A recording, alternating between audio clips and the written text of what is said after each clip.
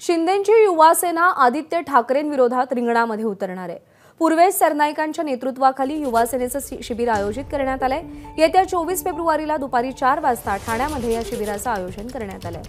वैभव परब आपले प्रतिनिधी सध्या आपल्या सोबत आहेत। वैभव, शिवसेनेचे दोन्ही गट आधीच आमने-सामने होते।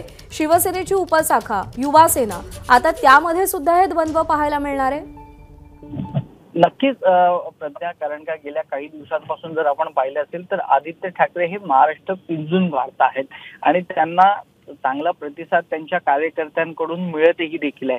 त्यामुळे कुठेतरी आपली देखील युवा सेना ऍक्टिव्ह करावी आणि आगामी लोकसभेमध्ये युवा सैनिकांवर जबाबदारी द्यावी, जेणेकरून मिशन 45 हे महायुतीचं यशस्वी व्हावं। या अनुषंगानं पूर्वेश सरनाईक यांच्या नेतृत्वाखाली 24 तारखेला सायंकाळी 4 वाजता एक महाशिबिराचं आयोजन करण्यात आलेलं आहे, ज्याला नाव दिलेलं आहे की युवा महाराष्ट्र।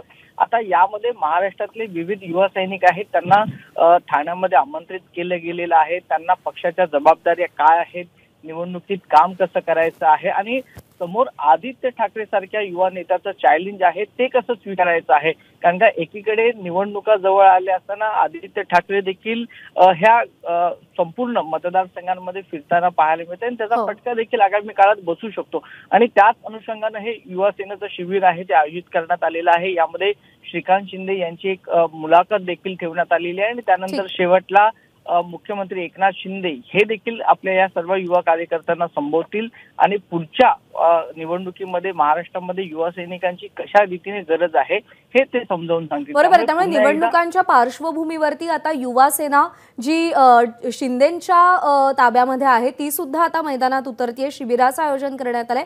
अर्थात आदित्य ठाकरे यांना शह देण्याचा हा प्रयत्न असेल। वैभव, धन्यवाद दिलेल्या माहितीसाठी। एबीपी माझा, उघडा डोळे बघा नीट।